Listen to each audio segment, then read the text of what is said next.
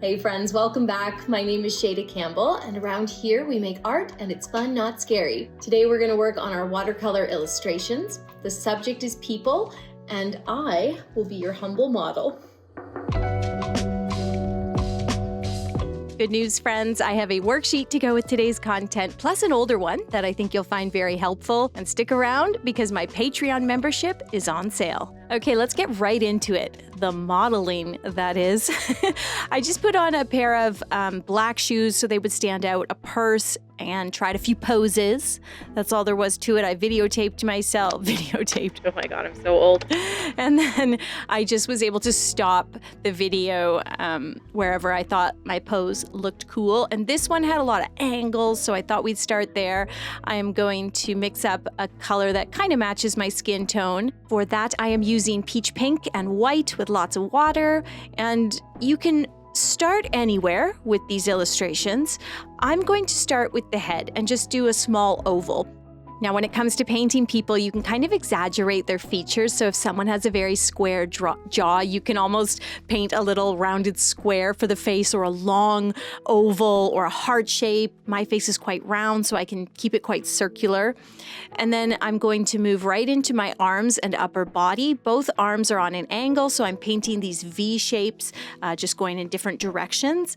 And you'll notice, I'm sure, that I'm challenging myself to just go straight to paint. I'm not sketching the person first. For me, this is going to help me keep things kind of playful, and it's also just great practice. Remember, this is just for your sketchbook. It doesn't have to be perfect to be a really fun, interesting, whimsical illustration. And sometimes when we challenge ourselves to just go right into it, we can capture something interesting. Capture something that's more interesting than just working in pencil and trying to get everything perfect before we would ever dare to put paint to paper. So that's my challenge today. But we're also, as we paint a bunch of different human forms, also known as people, I'm going to show you a couple different ways that you can approach illustrating people. So this is my first one, and I just wanted to get right in there and say to myself, hey, maybe it's not going to be perfect, but it could potentially turn into something really interesting. I went back to that peach color and painted some little ovals for the feet, keeping the right one much shorter. There is a lot of foreshortening when we're painting people, and that is what I find the most difficult. Foreshortening is an art technique that captures the illusion of depth, of three-dimensionality on a 2D surface on the paper. Basically, it just means capturing things on the page the way the eye sees them. So the foot that's facing toward us, the viewer, is going to be much shorter, and that's how we're going to paint it. And you can really see that now that I'm kind of finishing up the Mary Janes or the slippers that I'm wearing. I also decided to use my watercolor to put some stripes on the shirt. So, I just wore jeans and a t-shirt to model, and that allows me to really see my body, and then I'm able to change things up. I could put a coat on me if I want to, or change the shoe. You can have fun with it. We're also going to use colored pencil to do a lot of the details. So if you don't want to do those stripes in watercolor, you don't have to. And then one last thing that I will say is that you don't have to use yourself as a model, okay? You can just look up photos on Google Images. To complete the watercolor here, I'm just going to take a slightly more concentrated peach and do a little line under the chin, maybe a bit of shading on the neck to differentiate between what is neck and what is face. And then we're going to move right along to our next person. And this time I am basing it on this photo, this freeze image of me, but I'm going to change the clothes. So I did an oval for the face, and then I chose a nice dark red. This is a mix of the rose madder hue and red brown. It gives a really lovely red. And I just did this big sort of semicircle around the face, and then it comes down here in a nice curving line to make a scarf. And then I thought, why not put a big old winter coat on this one? Because that's what I wear every day. And so I'm going to still follow the shape that I see in the arms, where one is to the side and one's quite tucked at my side, and the other one is out a little bit more. And we're just going to make the coat kind of long and go down to about the knee. So we can imagine that there's this big, long winter coat. The hand will be in the pocket, not touching the purse, and then the other arm will be tucked at my side. But right now I'm just focused on carefully going around those scarf fringes. This is that playful aspect of watercolor illustration. The nice thing is if you can just get the basic forms, coat, face, pant down with watercolor, you can use brush pens, fine liners, or colored pencils to add all of the detail. And that's what I'm going to do later on. Now, for the pants on this one, I'm using green. So I'm using olive green mixed with Payne's gray and lots of water. And now you will see in real time me try to practice my foreshortening because I'm trying to make that left leg appear as if it is receding into the paper. What I've done is actually I've added too much of an angle. Instead of kind of foreshortening, you can see me trying to lift it there. But that's not quite working, is it? So it's not the end of the world. All I've done is added a bit more angle to this person, to this body than I wanted in my attempt to achieve that foreshortening of the left leg. Oh well, that's fine. I can live with that. At least I'm practicing. That's the main thing. And the more you practice people and try to get that foreshortening, the more you're going to be successful with it. And if you make a small miss like I have, it's okay. It just looks like she's on a bit more of an angle there. So I decided to give her puffy, cute hair that I wish I had and a little pink toque since she's all in her winter garb today. And then the shoes, I can continue to kind of attempt my foreshortening. This one, I probably angled that foot too much. I guess now I'm fully leaning into the angled person, but then I was like, oh, I'm not doing my foreshortening, so I tried to point the foot down a bit more. This is me practicing and trying to learn. So I tried to lift a little of the original color, and you can always use a clean brush, but you can also use a paper towel to do that. Typically, I'm more successful with a paper towel, and you can kind of erase your watercolor when you do that. And you can use a wet, clean brush to lift a little color as well. If the color looks too dark, if it's too saturated, or you're afraid there's just too much pigment and water on the page, lifting is your best friend.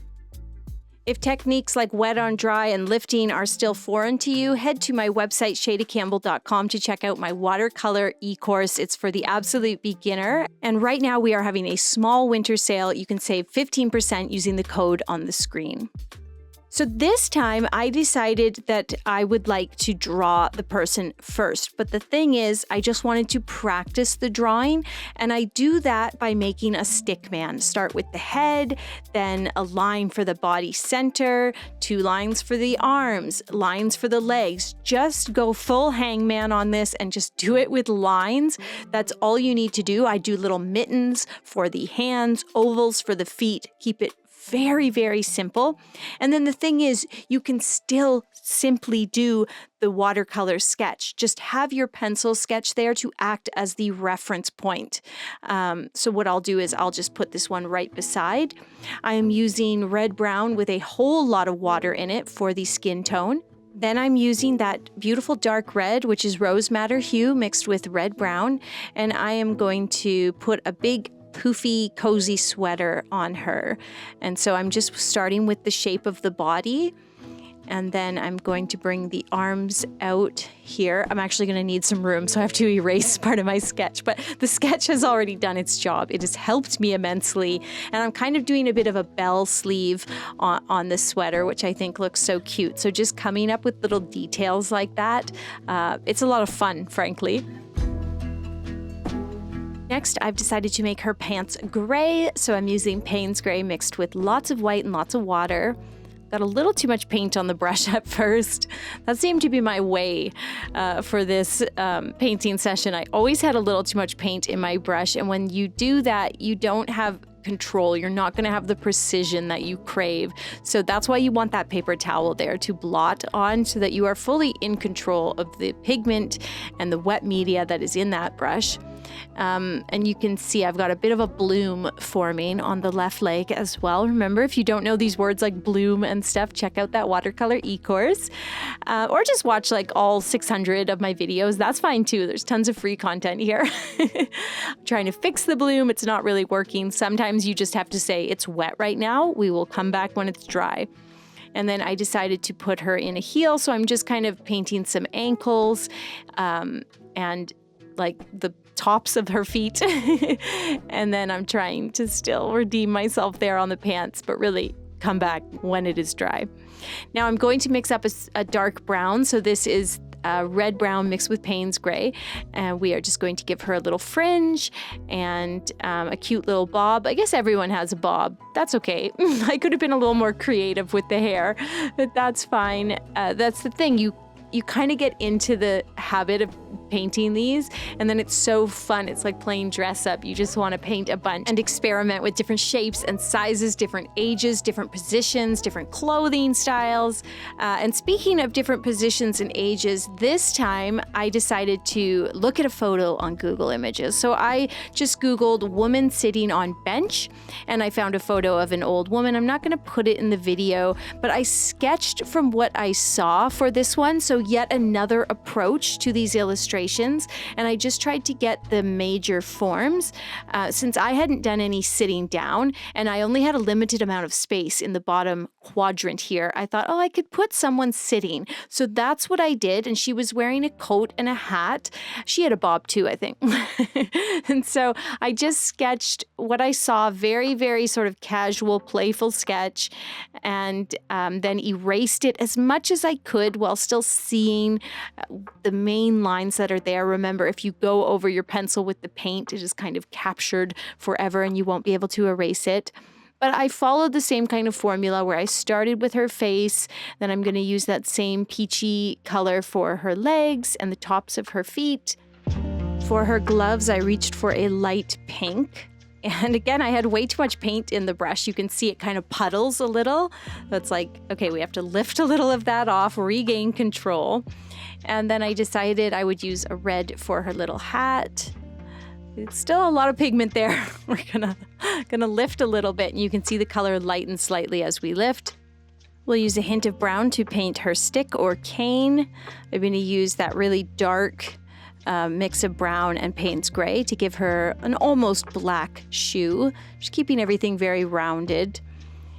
And then I want to add a little bit of gray to her hair. So it's Payne's gray mixed with lots of white, and I want it to look white, so I'm just doing little wispy sort of curly Q bits so that it doesn't look too dark.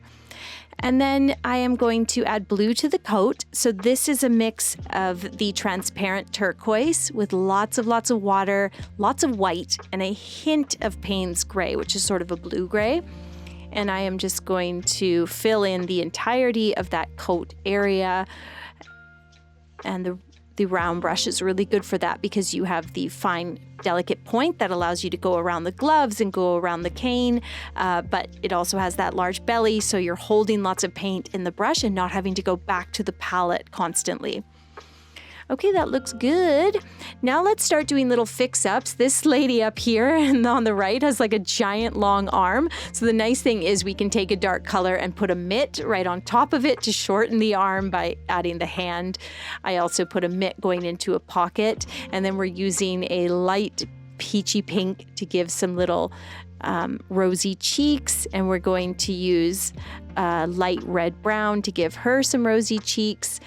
And then I'm going to put a purse in her hand, and then the purse, I was like, that looks huge for a purse. So, okay, it's going to become a shopping bag. So I just made the shape a little different so that it would look more like a brown bag or a tote bag or something like that.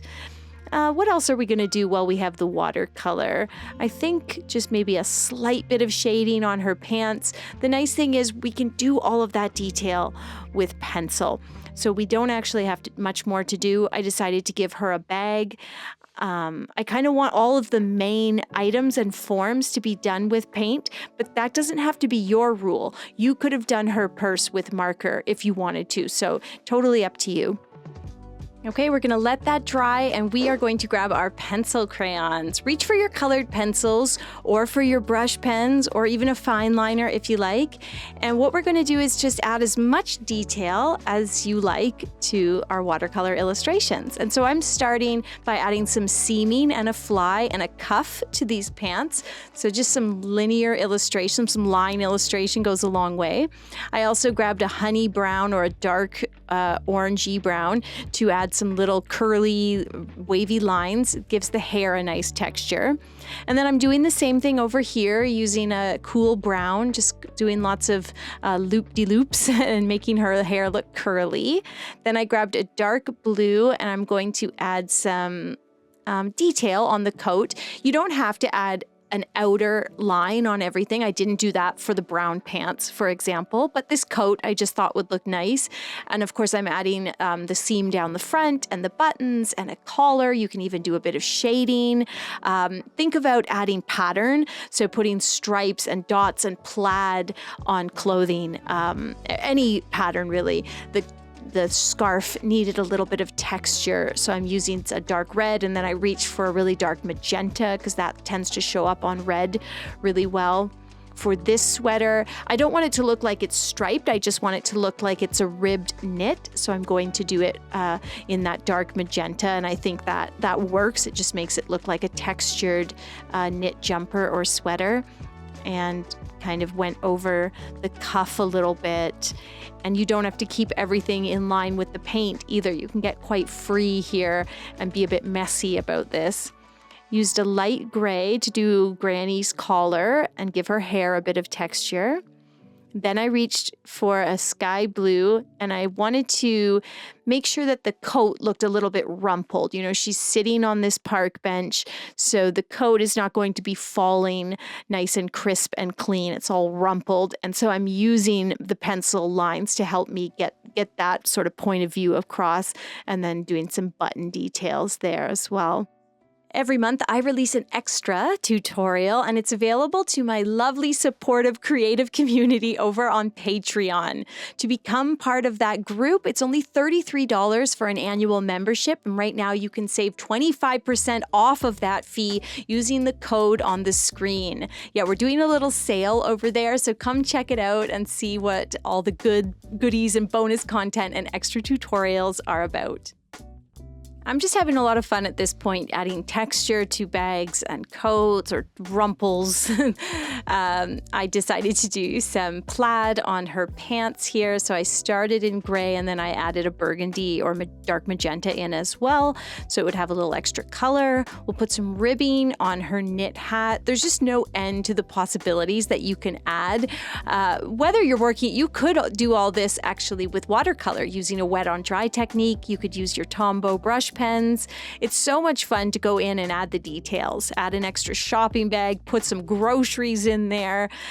Just make sure your pencil crayons are nice and sharp. That was one thing I found. It's better to have a really nice sharp lead. And then I wanted to give Granny a little park bench to sit on, and I just didn't overdo it as far as details or shading. I did a simple line drawing using my colored pencils. So just think of it almost as sketching with pencil, but you're just going to make things the color that they are. And that sketch kind of hints at those wrought iron wood benches that you see from time to time. Granny needed a skirt too, so I used black for that. And now it is time to give these girls some faces. If you're like, when do they get a face? It's time. So I used pencil first, just using my mechanical pencil, and faces can be tricky, so I say keep it simple. Do a line or an L shape for the nose, 2 dots for the eyes, and a curving line or a little O or U shape for the mouth. You don't have to get too crazy with this. You can also use a curving line for the eye if you want to make it look like someone is smiling or sleeping or frowning. But, you know, simple is good. And you can work your way into adding some eyebrows and stuff like that. But I say just start with a line or L shape for the nose, dot for the eye, and you're good to go. These are pretty much complete. There's one last trick I'm going to show you, and that is if you can still see some pigment after lifting, come back in with a very sharp paper knife and kind of scratch at the paper. Once you've lifted some paper, come in with your eraser, run that over it. It's like sanding it with a rough and then a fine sandpaper. Get rid of all of the mess, and that's my little hack for mistakes. Thank you so much, friends, for watching today. I hope you'll enjoy watercolor illustration of people just as much as I have. Check out the sale on the Patreon membership by using the code that you see on the screen. Follow me on Instagram at Shayda Campbell for daily art inspiration, and I will see you soon with a new tutorial. Bye.